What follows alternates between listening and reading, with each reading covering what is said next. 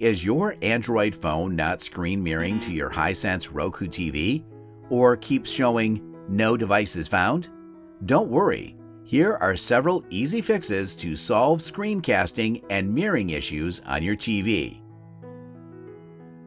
First, let's start with the most important step. Make sure your Android phone and HiSense Roku TV are connected to the same Wi-Fi network. Many times, the TV simply won't appear in the casting list because the devices are connected to different Wi-Fi networks. If both devices are already connected to the same Wi-Fi, but screen mirroring still isn't working, try resetting your TV's network settings. Go to Settings, then System, Advanced System Settings, and Network Connection Reset.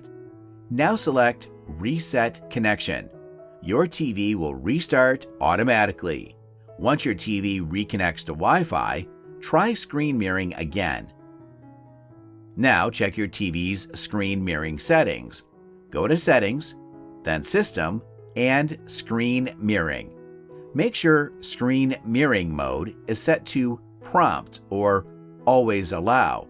If it's set to Never Allow, your Android phone won't be able to connect. Another very important thing is the Blocked Devices list. Inside the Screen Mirroring Devices section, check whether your phone was accidentally blocked before. If you find your phone there, select it and choose Remove Device to unblock it. Then try connecting again. Now go to Settings, then System and Power. Turn on Fast TV Start. This helps your TV detect casting requests faster.